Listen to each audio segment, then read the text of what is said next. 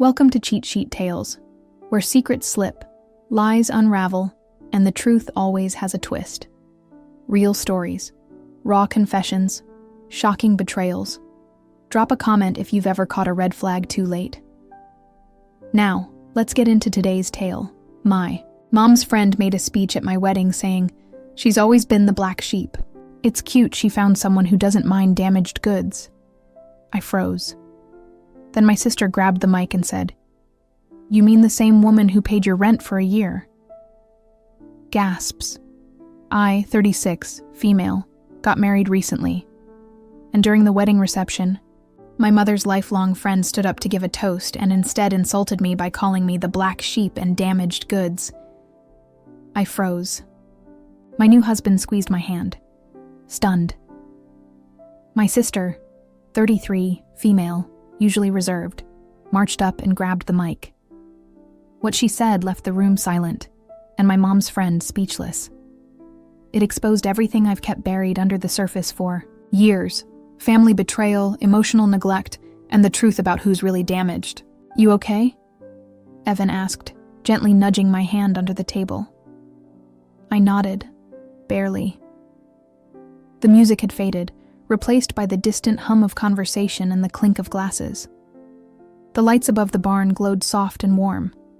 Folk candle chandeliers we picked out together. Our wedding was supposed to be intimate, safe, a little quirky, a little rustic. It was supposed to be a celebration of surviving life and finding peace, of making it through the noise of our pasts. I hadn't expected the noise to follow me here. Across the reception room, my mother laughed with her old friend Gwen, sipping from a stemmed glass of Chardonnay. Gwen looked the same as she did when I was 15, bleached blonde, sharp-chinned, wearing too much perfume and confidence. They'd been inseparable since I was a kid, the kind of friendship built on mutual vanity and small-town gossip. When I was younger, Gwen would pinch my cheeks and say things like, "You're going to be artsy, aren't you?" Like one of those weird girls who reads too much. I used to think she meant it as a compliment. I know better now. Sienna sat across the table from us, picking at her lemon cake, watching the interaction. She leaned toward me and whispered, "She's had 3 glasses already. I give her 10 more minutes before something awful slips out." She was wrong. It only took 2. Gwen clinked her glass and stood up. I thought maybe it was a mistake. Maybe she was going to offer a quick congratulations, then sit down. But the DJ turned down the music. People looked up. Cameras shifted toward her. "I just wanted to say," Gwen began, swaying slightly, "how cute this all is." I blinked. "Cute? I've known Alara since she was in diapers." She continued, "And she's always been a little different, a little offbeat. You know, the black sheep of the family?" Someone laughed awkwardly. I felt Lucas stiffen beside me. "But look at her now, all dressed up, married. It's so cute that she found someone who doesn't mind damaged goods." Silence. Actual silence. It was like the air had been sucked out of the barn. I felt heat crawl up my neck. Evan turned to me, his jaw tight. I stared ahead, frozen, because I was 8 years old again, listening to adults make fun of me while pretending. I wasn't there. I was 17 again, overhearing Gwen tell my mom that Alara always looks like she doesn't want to be looked at. It's weird. Then I saw Sienna. She stood up fast, so fast she knocked her chair back and walked toward the mic. "Are you serious right now?" she said, her voice cracked.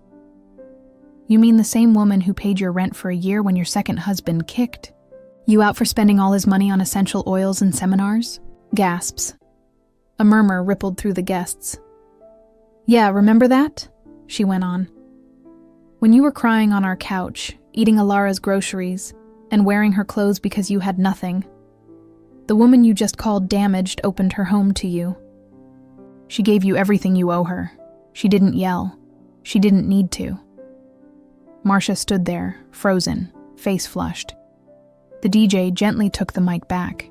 A few people applauded nervously. Gwen retreated toward the back exit, clutching her wine glass. My mom was motionless, stone-faced, lips pinched tight. Sienna came back to the table and sat beside me. "Sorry," she said quietly, almost embarrassed. But I couldn't speak. I just reached for her hand. After the reception, Evan and I stayed late, cleaning up with the planner. The staff moved around us, stacking chairs and blowing out candles. He brushed my hair back from my face, kissed my forehead, and asked, "Do you regret inviting her?" I didn't answer. Not then. I hadn't wanted Gwen there, or honestly my mother. But my mom guilt-tripped me into inviting both. Said it was the respectful thing to do, that I owed it to the people who watched me grow up. No one ever talks about what you owe yourself at your wedding. Growing up in Colorado Springs, I always felt like a shadow version of a daughter. My mother wasn't mean exactly, just cold, image-obsessed, judgy in the way women sometimes get when they feel they've sacrificed too much. She resented my differences, my shyness, my love for books over makeup, my habit of asking uncomfortable questions instead of smiling through family dinners. When I was 14, my dad left for a woman 10 years younger. I still remember hearing him say, "Val, you wanted a family. I wanted a life." He walked out and didn't look back. It crushed me. My mom pretended it didn't. She just doubled down on hosting brunches and criticizing me. She'd say, "Your sister's going to marry rich and you'll be living in a commune somewhere with cats." It was always jokes like that. Light insults, little digs that no one else noticed. They just laughed along. By 19, I dropped out of CU Boulder, moved to Seattle, and tried acting for 5 years. I drifted between roommates, open mics, and heartbreaks. Then came the panic attacks. Then they called home. I moved back in at 28, ashamed, broke, and unraveling. My mom gave me 2 months to get it together. Sienna was the only one who asked me, "What do you want?" Not what she wants you. Over time, I rebuilt. Not because of my family, but in spite of them. I found a job and events. I went to therapy. I learned what boundaries felt like. I met Evan. And then I made the mistake of inviting ghosts to my wedding. The next day, Sienna and I had breakfast at the Airbnb we'd rented with a few close friends. She sat across from me, eyes puffy, no makeup, wrapped in a blanket. I meant every word she said, staring into her coffee. "I know," I said. "I just never thought you'd say it. I should have said it years ago." We sat in silence. It wasn't the awkward kind. It was the kind where something broken quietly knits itself back together. I got a text from my mom that afternoon. It read, "I'm disappointed you let Sienna cause a scene at your own wedding." It was supposed to be about love and joy, not rehashing the past. I stared at it for a long time. Then I deleted it. She never asked if I was okay. Gwen tried too. Her text said, "Sorry if I said something wrong. It was meant to be funny. You're too sensitive sometimes." I blocked her for good. Evan's mom Iris called me later that day. Her voice was soft, kind, real. "I know that was hard, but you handled it with grace," she said, "and Sienna. Well, she's got your back, that's something. There's still more to tell. A lifetime of dynamics, of roles we were forced into, and I'm not sure I've truly figured out where it all ends. But for the first time, I feel like I'm not the one apologizing anymore." I didn't sleep well that night. The adrenaline had worn off, but my mind wouldn't let go. Every time I closed my eyes, I heard Marcia's voice again. Damaged goods. Like it was branded into the back of my skull. I'd spent so many years trying to shed that label, and in less than 30 seconds, she had dragged me right back into it. Evan slept soundly beside me, his arm resting over my waist like a weight. grounding me to the present, but my thoughts kept drifting backward to my childhood bedroom with the creaky ceiling fan, to the way my mom would tell people I was sensitive whenever I cried. The summer I asked if I could see a therapist, and she said, "What do you need therapy for? You're not crazy." I got out of bed quietly, wrapped a blanket around my shoulders, and stepped out onto the balcony of the air bimp. Air was cool mountain air, sharp and honest, the kind that made you feel small but in a comforting way. A few minutes later, I heard the door creak behind me. Sienna patted out barefoot, 2 mugs in hand. "Bro chamomile," she said. "Not exactly wine, but better for your cortisol." I smiled, took the cup, and scooted over on the wicker love seat. She sat down next to me, sipped, and said nothing for a while. I meant to say it before she murmured at the reception. But everything was happening so fast. "I'm proud of you." I turned to look. At her. Proud of what? That I let them treat me like that for years?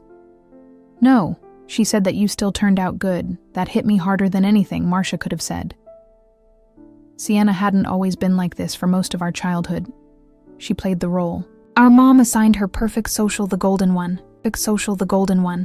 I didn't blame her for it. She was a kid trying to survive just like I was. But I think we both started waking up around the same time. It happened the year she graduated college and moved in with her then boyfriend, Jasur. Mom loved Jace, polished, ambitious real estate money on paper. He was everything my mom dreamed of, but Jace was a nightmare behind closed doors, controlling, cold, and dismissive. I remember when Sienna called me crying, saying he told her she was lucky someone like him even put up with her. I told her to come stay with me. She did for 6 weeks. We sat on my old couch watching reruns of Law & Order, splitting frozen pizza and not saying much. That's when she finally told me she was scared of becoming like Mom, of not knowing how to love without performance. That was the start of us becoming sisters again back in the house. I scrolled through my phone messages, poured in some from guests expressing shock, others offering support. One from an old college friend said, "That was the realest wedding I've ever been to." I didn't know if that was a compliment or a tragedy. Evan came out a little while later, hair messy, hoodie zipped to his chin. "You guys planning to come back to bed, or is this a new sisterhood moon ritual?" he teased, rubbing sleep from his eyes. Sienna rolled her eyes but smiled. "Give us 5 minutes, we're talking about trauma." He kissed my forehead and went back inside, later that afternoon after the final cleanup and brunch. I sat alone in the parking lot of the venue. It felt strange to look at the empty space where people had just danced and laughed, and I noticed a single white rose on the gravel near where Marcia had stood. I didn't pick it up. I just stared at it. It dawned on me how much time I'd spent letting people like Marcia narrate my story, letting them assign me roles. The difficult one, the damaged one, the disappointment. They said it enough times that I started believing it too. Even Evan, patient and loving as he is, had once asked me early in our relationship why I always braced for the worst in people. I didn't have an answer. Then I do. Now, because I'd spent most of my life surrounded by people who saw kindness as weakness and vulnerability as a defect. People like my mother. She hadn't reached out again. Not after her email. Not after the scene. And honestly, I wasn't sure she ever would. It was a strange grief. Not sharp like the loss of a loved one, but dull, lingering. Like walking around with a bruise you keep forgetting is there until you bump into it again. And I bumped into it constantly in photos and songs. In the way, I caught myself second-guessing how much of the wedding was still respectable after what happened. But there was also something new taking root underneath the cheer leaf. There was no more pretending. No more walking on eggshells. The mask had cracked. The roles had collapsed, and in their place was something raw and honest and unfiltered. It was ugly. Yes, but it was real, and real was what I had always craved. That night, Sienna texted me a meme of a raccoon in a wedding veil with the caption, "Even trash. Finds treasure." I laughed harder than I had in days. I sent her back a photo of the two of us at the wedding. Me, crying, her holding the mic. Her eyes full of fire, she responded with one sentence.